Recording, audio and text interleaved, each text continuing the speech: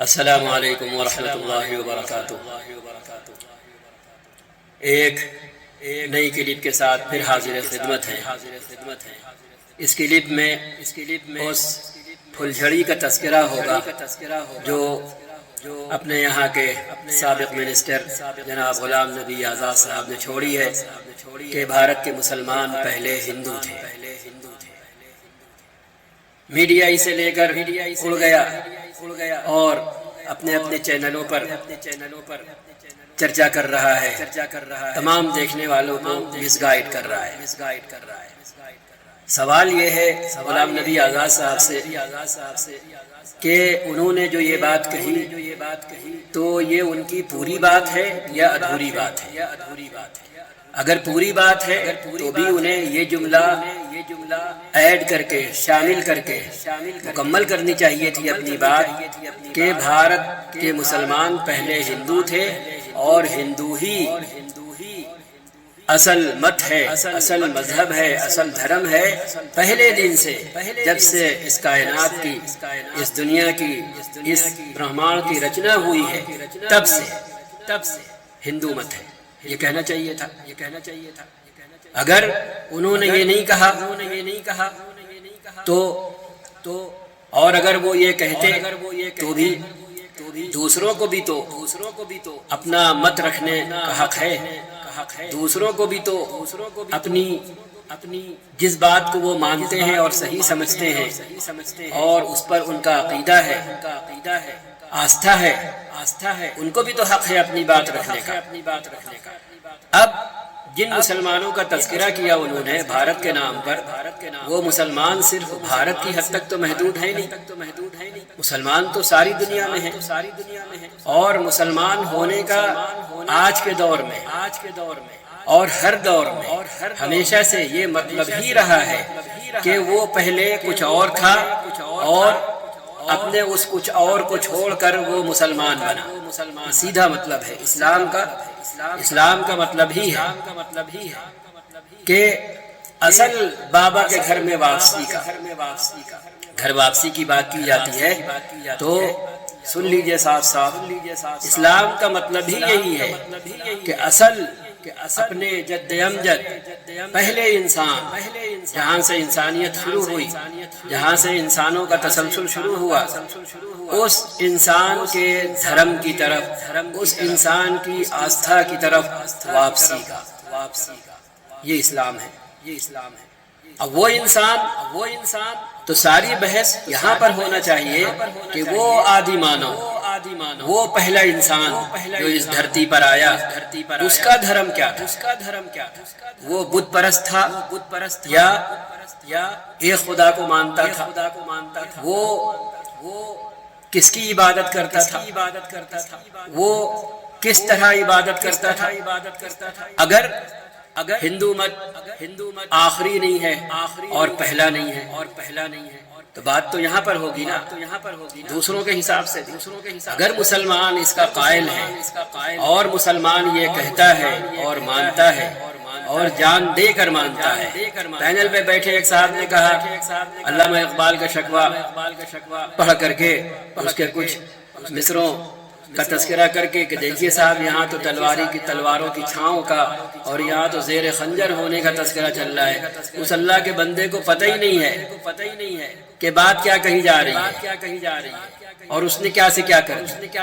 اب اس اللہ کے بندے سے پوچھے کہ اقبال نے جو تذکرہ کیا ہے تم نے سمجھ لیا؟ بس اقبال بیٹھے بتا رہے ہیں اپنی بات تم کو، ہاں لفظ پکڑ کر بس اس کی ویاخیا اپنے حساب سے کر دو، اس کے معنی اپنے حساب سے بیان کر دو، تو پھر تو یہ حق سب کو ہے۔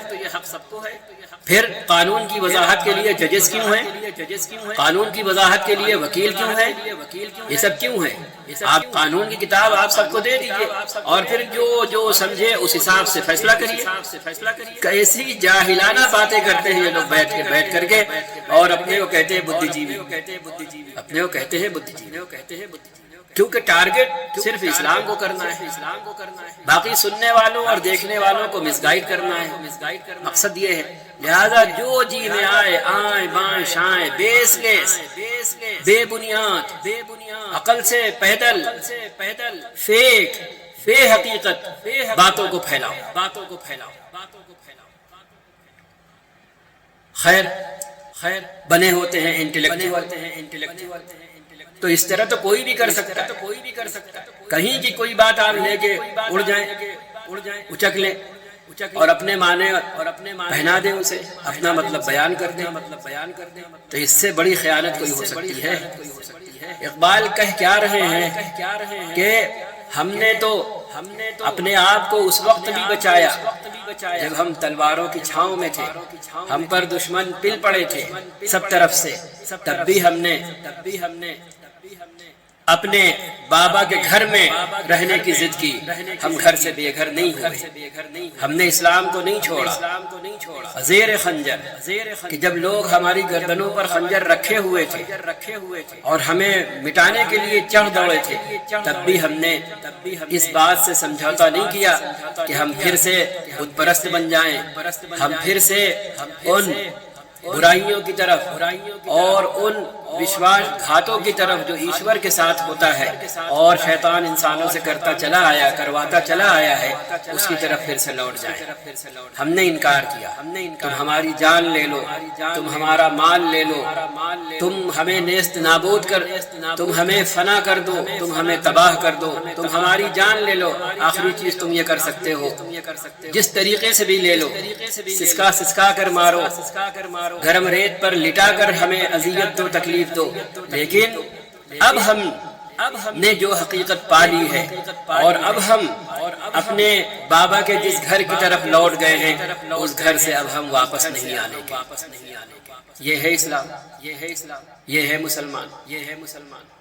تو ہماری طرف سے بھی اب یہ بات آنا چاہیے، اور اب بہت ہوا، انتہائی پڑھے لکھے لوگوں کو پہنچنا چاہیے، یا جو پہنچ رہے ہیں ان کے اندر ایمان ہے، اسلام ہے، وہ اللہ رسول کے ماننے والے ہیں اور ان کے دلوں میں اس ماننے کی حرارت موجود ہے، تو انہیں صاف گوئی سے کام لینا چاہیے، دائیں بائیں کی بات نہیں کرنا چاہیے، کیونکہ قرآن نے کوئی بات بھی لگی لپٹی نہیں رکھی ہے، کوئی بات لگی لپٹی نہیں رکھی ہے۔ فمن شاء فلیؤمن ومن شاء فلیکفر، جو چاہے مانے، جو چاہے نہ مانے۔ اسی لیے قرآن نے زبردستی کرنے سے منع کیا ہے۔ یہ سب بیٹھے الزام دیتے ہیں اور پرچار کرتے ہیں، اور یہ ان کے پرچار کا سوچے سمجھے پرچار کا حصہ ہے کہ اسلام کے بارے میں یہ باتیں کرو کہ اسلام زور زبردستی سے پھیلا، اسلام گردن پر تلوار رکھ کر پھیلایا گیا، یہ سب ان کے سوچے سمجھے پرچار کا حصہ ہے۔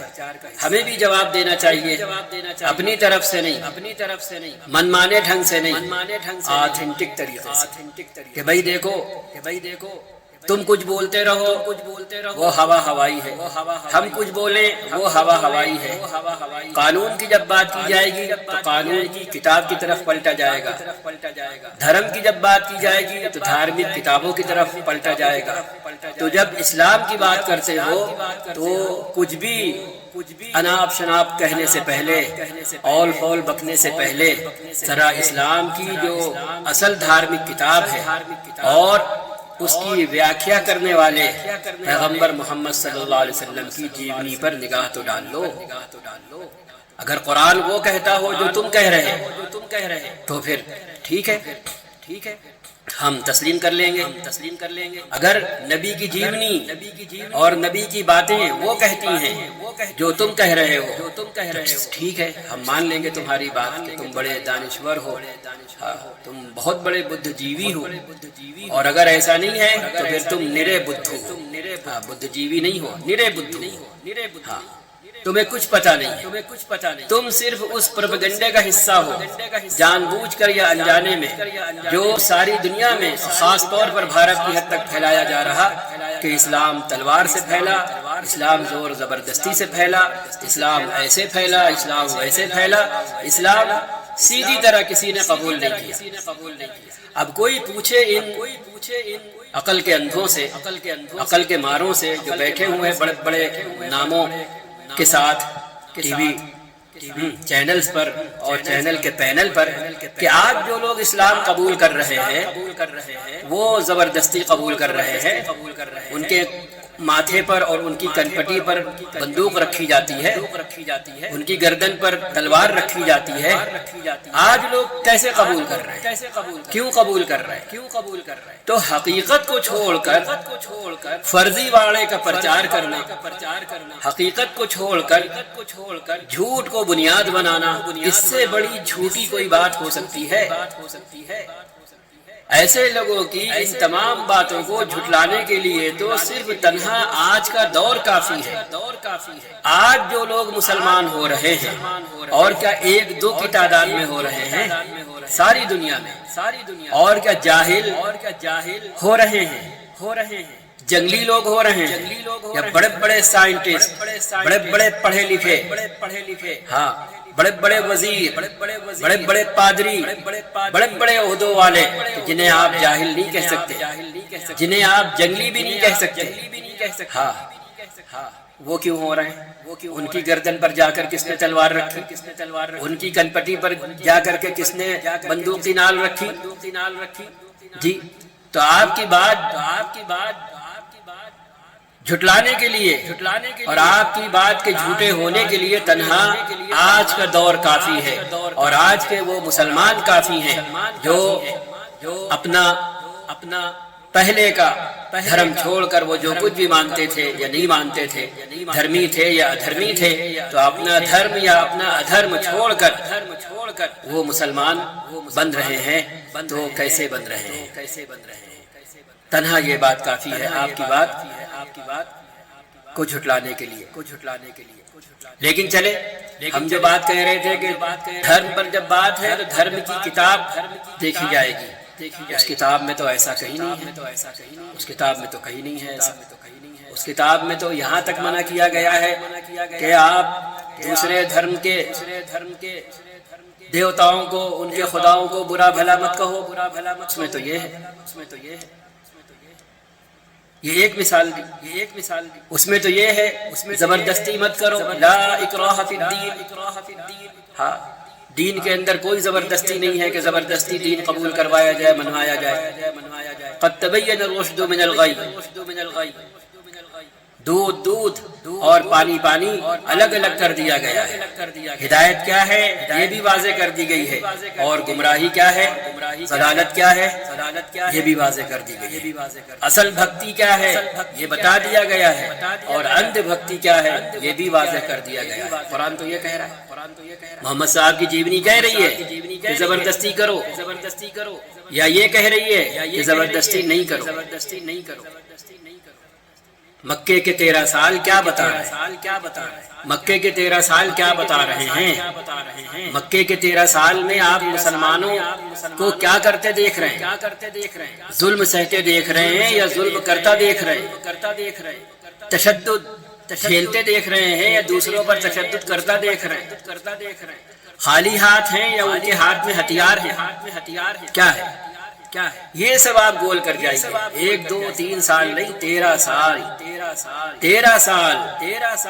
بت پرستوں کا ظلم و ستم سہنے کے بعد، 13 سال اہل مکہ کے نہ ماننے والوں کی ظلم و زیادتی اور تشدد سہنے کے بعد پھر حکم ہوتا ہے اذن للذین یقاتلون بانہم ظلموا وان اللہ علی نصرہم لقدیر، کہ اب بس بہت ہو گیا یک طرفہ سہنا، بہت ہو گیا یک طرفہ تشدد برداشت کرنا، بہت ہو گیا بس اب نہیں، اب اجازت دی جاتی ہے ان ظلم سہنے والوں کو، تشدد سہنے والوں کو، گھر سے بیگانے ہونے والوں کو اب اجازت دی جاتی ہے کہ اب یہ بھی تشدد کے ہاتھ توڑے، ظلم کرنے والوں کے ہاتھ توڑے۔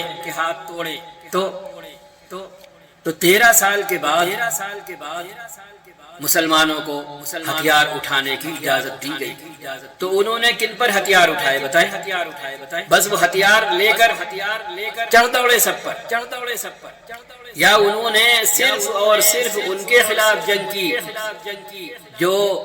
ان کے ساتھ پچھلے 13 سالوں سے لڑ رہے تھے، ظلم کر رہے تھے، زیادتی کر رہے تھے، تشدد کر رہے تھے، ایسا تشدد آخری ڈگری جو ہمارے یہاں کے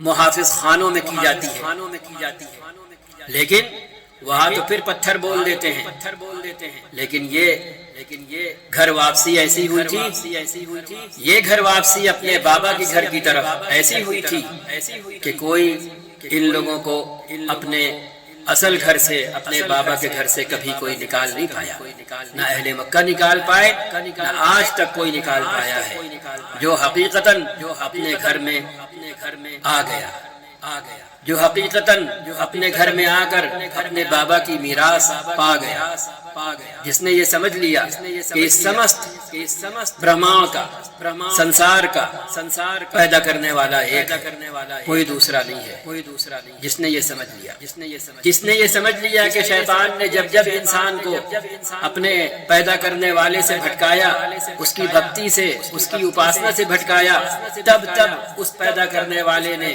اس ایشور نے، اس اللہ نے، اس ایک اکیلے خدا نے انسانوں کی ہدایت کے لیے، ان کے مارگ درشن کے لیے ایش دودھ بھیجا، اپنا سندیشی بھیجا، اپنا ایلچی بھیجا کہ جا کر کے ان کے اصل مارگ پر واپس لاؤ، جا کر کے ان کو شیطان کے راستے سے ہٹا کر اپنے ان کے اصل بابا کے گھر کی طرف واپس لاؤ۔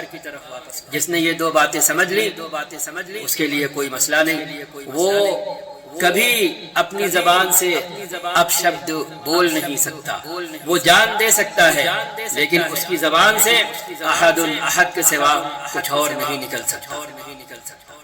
یہ اس دنیا نے دیکھا ہے، یہ دنیا آج بھی دیکھ رہی ہے، اس نے کل بھی دیکھا تھا، یہ کل بھی دیکھے گی، یہ ہے حقیقت۔ تو نمبر ایک بات جو سوال اٹھتا ہے وہ یہ کہ ہندو کیا پہلے ہیں، سب سے پہلے ہیں؟